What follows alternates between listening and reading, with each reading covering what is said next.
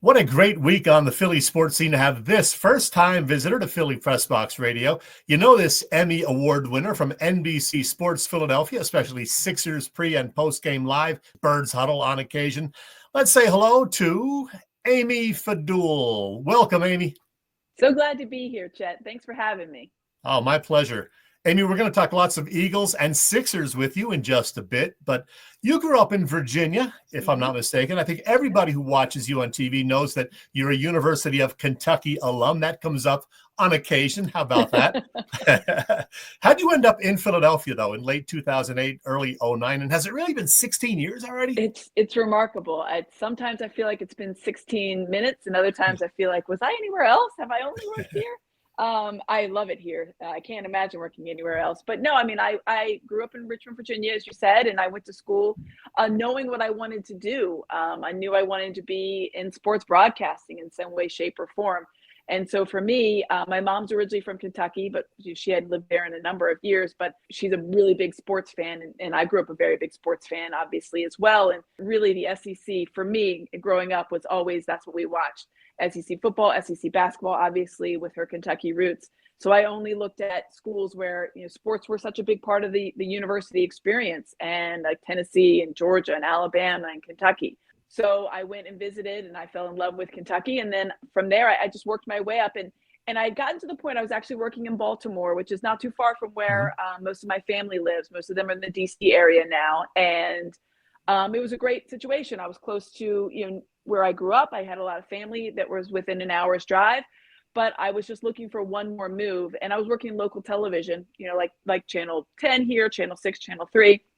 And even though I had a great shop, I loved my shop in Baltimore, and they would give us, ample amount of time. I really wanted to go to a sports only place. And my agent at the time had told me about these, regional sports networks, and the king of them all was Comcast Sportsnet Philadelphia. This is where it started, obviously back with Spectrum. Way back in the day, Prism, which was we started in 97, so Prism was before that. Yes. So it had been a minute. So I looked at I interviewed actually New England Sports Network, Nesson. I interviewed here, and I just fell in love with Philadelphia. I'd never been here aside from the airport, and it's just such a great sports town. And when I came up here, the World Series had just happened in 08, and the city was electric. And it felt home. And that's when I knew that it was an easy decision for me. And that was, I moved here very late December of 2008. My first day was January 5th, 2009. And I've never looked back. Well, all right, let's talk Philly sports. How good did the Eagles look in beating the Commanders Sunday in the NFC Championship game? And how are you feeling about a rematch with Andy Reid's Chiefs in Super Bowl 59? Yeah, I thought the Eagles would win over the Commanders. The Commanders they were outclassed. There's nothing wrong with their season. They had a good season. Don't get me wrong. I mean, Jaden Daniels is the real deal, and they had some really nice wins. And I just think everybody thought down there in DC, like, oh, we're probably a year away from getting something going. And so there was a surprise. So good for them. Getting those road wins it's huge for a team that's trying to learn how to win and erase all the bad culture that they had there in DC. But the Eagles just outclassed them.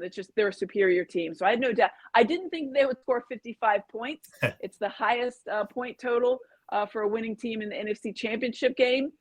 That's remarkable. I was very impressed. And the one thing that I really liked about that Eagles win among, all of the touchdowns was that the passing game did not take a back seat. We heard Jalen Hurts joke after the game that he was finally let out of his straitjacket.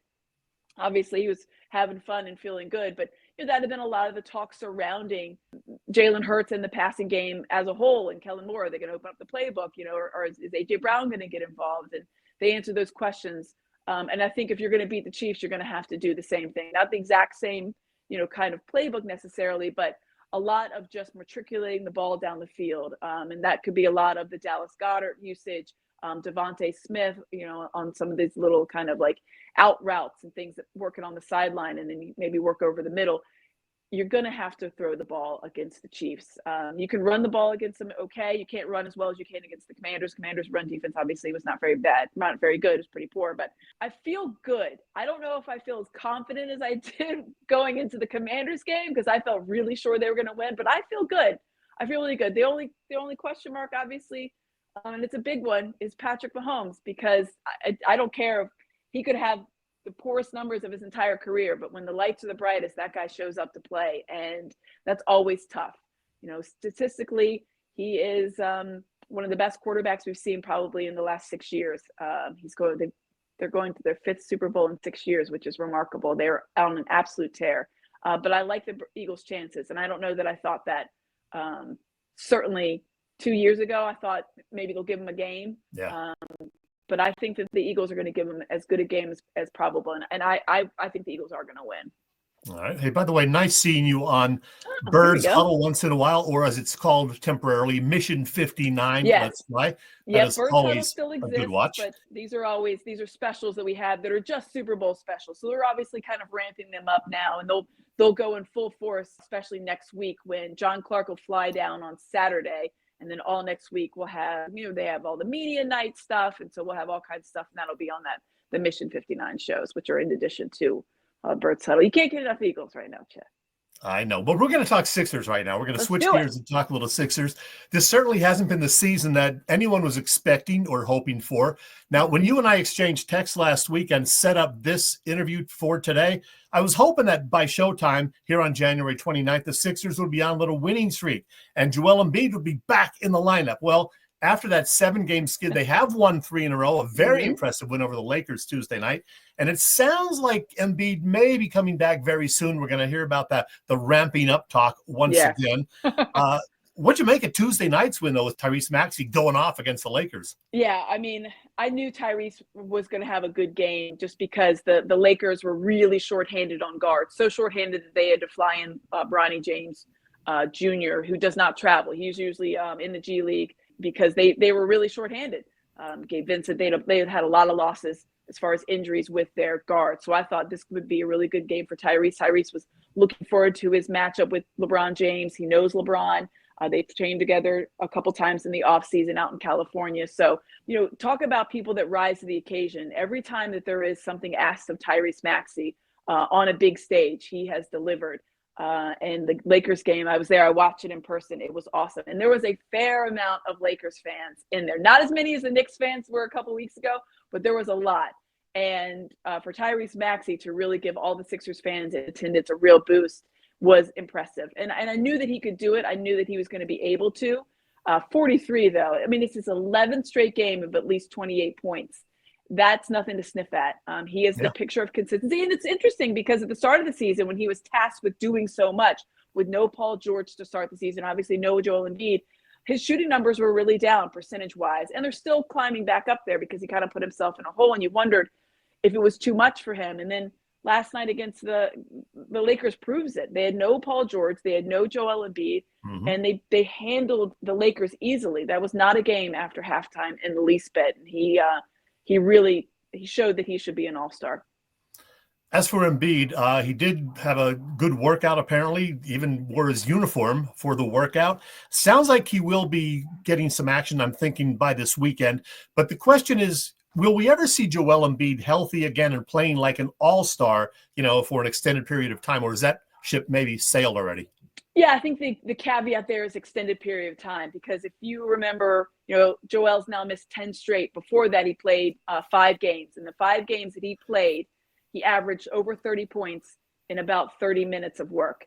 And that just goes to show you the true talent of him. And maybe why it's so frustrating, because even at his 70% or whatever he was when he was playing, when he was injured, whether it was the foot or the knee, he's still rolling out of bed and dropping 30-plus points in 30 minutes of work. It's mind-boggling, and that's why it has been so many frustrations, because he's an all-star when he walks on the court. He can drop 30 points. He can drop 40 at any given moment. He is just that gifted. He is just that impressive. But the problem is consistency. Tyrese Maxey is the picture of consistency. I just mentioned the 11 straight games. Joel Embiid doesn't play in 11 straight games. He's only played in about a dozen games this year, and I know he's missed now his 400th game of his entire career, as they were pointing out the last night. And part of me, being just a basketball fan, I'm like, if you just give me 55 games of Joel Embiid, I'll take it, because they're going to win 75% of those games, and that getting 35 wins out of 55, and then if the rest of your team can cobble together 12. Look at that. You're close to 50 wins. It's that's the most, frustrating part that it's just been able to not only get on the court, but to stay on the court. And he hasn't been able to do that. And I don't know, this day, part of his career, that's ever going to happen. If it's just going to be an injury kind of hampered type of season each season with him. But the flashes you get are just so promising. It's hard to think about. Hey, getting back to Tyrese Maxey, I'm guessing that you and he have bonded at some point regarding your University of Kentucky connection.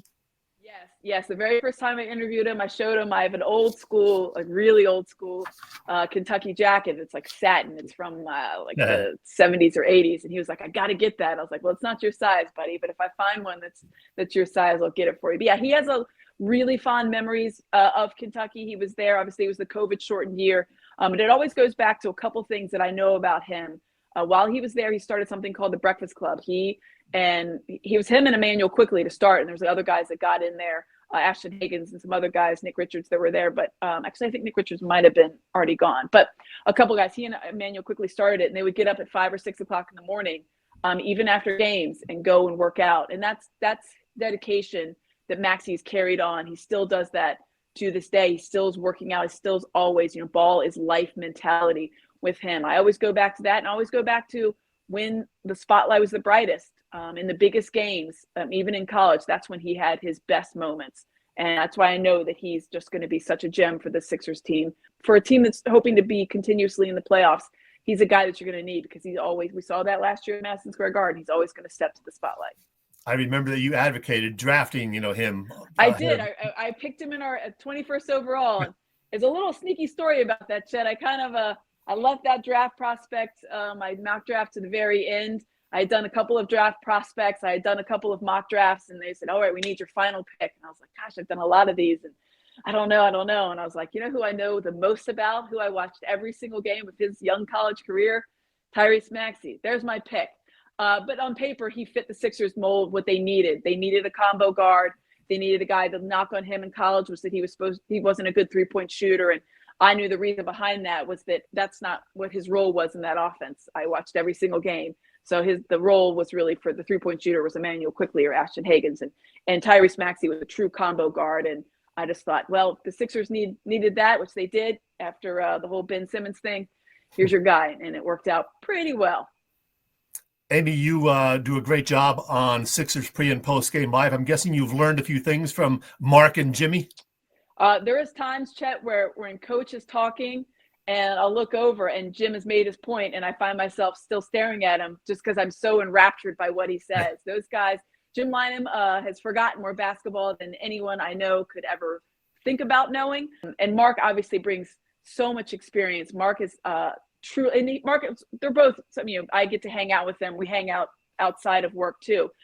We're all golfers, and we certainly have played golf together. But Mark is truly one of the great humans, not only just a great basketball mind, a great father to his boys. We get to experience a lot of that with him. And his experience, both as an overseas player, as an NBA player, is really invaluable in this day and age, the way the NBA is constructed with so many European players. And Mark, I find myself learning so much just about the different aspects of the game from him, but also just life lessons from both of them. They're both just tremendous humans, and I'm very fortunate to not only call them coworkers, but friends. All right, we have 2 minutes left. One thing I want to ask you about, I remember reading a Philadelphia magazine story last fall that noted you've developed a real friendship, a bond with the other women we frequently see on NBC Sports Philly, Karen Hatcher, Kate Scott, Ashlyn Sullivan. Is that true? Oh, yeah. In that article, I remember I was asked a couple different questions, and it's always such a competitive business, just this business in general, certainly among women, because sometimes there's only one or two women, per shop, per television station, per network. And so it was always my kind of goal, wherever I was, whether it was in Baltimore or Nashville or Kentucky, just to try to be as friendly as possible, whether it was to, a young reporter who was female or a young reporter that was male, anybody, just to try to be welcoming, because it is such a cutthroat business. There are very select opportunities out there. And I just always wanted to make sure that I was a welcoming presence, and there wasn't, any kind of, the competition was just natural. And we're hard enough on ourselves. You don't need an outside person trying to tear you down. So I always wanted to be seen as a person that they could look to with advice, as friendly as I could be. And so, I think I joked in that article that I try to force my friendship on people. But I certainly want to be seen as a person that they can come to, because it's a hard job. Obviously, we work long hours and nights and weekends and holidays, and it's nice to have someone that you can relate to, male or female. And obviously with the female perspective, it makes it a little bit more unique as well. Absolutely. Follow Amy Fadool on X and Instagram at Amy Fadool NBCS, and watch her on NBC Sports Philadelphia, of course. Amy, as expected, this was a blast. Thanks so much for joining me here on Philly Pressbox Radio.